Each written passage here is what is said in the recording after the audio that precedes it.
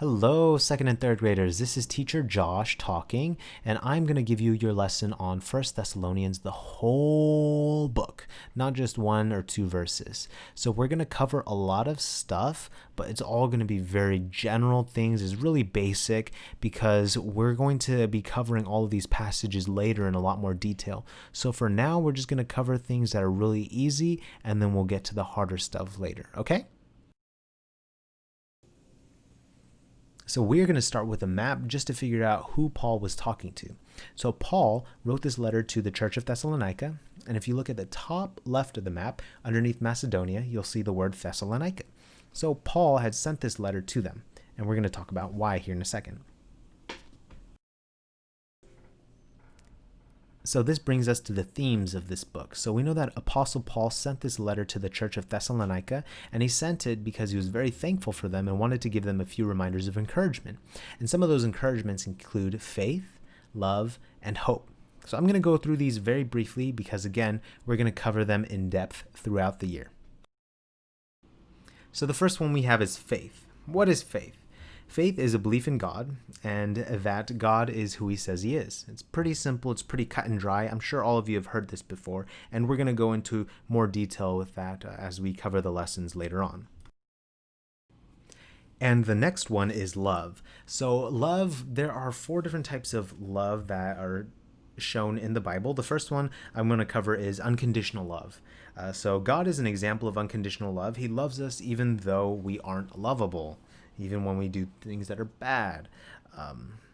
The next one is hugs and kisses. This is a romantic type of love. It's when you're in love with someone. When you think about all those movies, like Disney movies, the princess is in love with the prince, or the prince is in love with the princess. So that's like hugs and kisses kind of love. And then the third one we have is brotherly closeness. So it's the way that we love our siblings. They're like our friends. So it's a different kind of love. We still call it love. And then the last one is parental love. It's when a parent loves their child, they will do anything for them. They'll sacrifice things and they'll give up things just to make sure that their kid is okay. And so this is what you get from your parents. And that brings me to the next point. And the third theme that we're going to cover through this study is hope. And hope is almost like a wish, but for a Christian, it is trust in God that he will do what he says. It's an expectation of God that he will do what he says he will do. It's not hope that our wishes will come true. It's always putting God above ourselves. So this is the big takeaway that I want you to get. If you don't remember anything else, don't remember the themes, this is what I want you to remember. The second coming of Christ. This means Jesus is coming back. This is very good news for us. To make it simple, this means that Jesus is coming back for all of his followers so they can be united with him. But why does that matter? Well, I'm going to give you an example from when I was a kid. And I used to do this with my families. I don't know if all of you did this, but we did this every year in December. We would celebrate Christmas. So we would set up a Christmas tree and we would decorate it really nicely, and then we would put a bunch of presents underneath the tree. But if we set up the tree on December 1st and put all the presents underneath it, we had to wait weeks until it was Christmas to open up the presents. And every morning I would walk by the Christmas tree and look for my presents. And when I found them, I would imagine what was inside. Maybe it was a big Lego spaceship, or maybe it was a skateboard, or even a Game Boy. And I don't know if you know what a Game Boy is, but that's something that was really, really popular when I was a kid. It's like the Switch now. And when I thought what it could be, I would say, oh man, I can't wait for Christmas.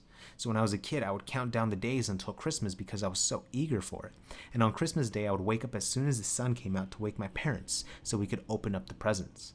But if I wasn't ready, and if I slept in, my sisters would open their presents, and I would have to wait until everyone was done before I get to do mine. So I would miss out if I wasn't ready. So I'm going to ask you that same question again. Why does the second coming of Christ matter? Well, just like Christmas, I had to wait for Christmas Day, and if I wasn't ready, I wouldn't get to open up any of my gifts until everyone was done. Well, Jesus is coming, and we should be waiting and ready for him. If we aren't ready, then we'll miss him. But unlike Christmas, we don't get to wait and then get a do-over. If we miss Jesus, we don't get another chance. We can't wait for him to come a third, fourth, fifth, sixth, seventh time, 100th time. It's not going to happen. So it's really important that we are ready for the second coming of Christ. So this is something that we're going to talk about a lot throughout First Thessalonians. So I want you to memorize this in your heads and think about for yourself.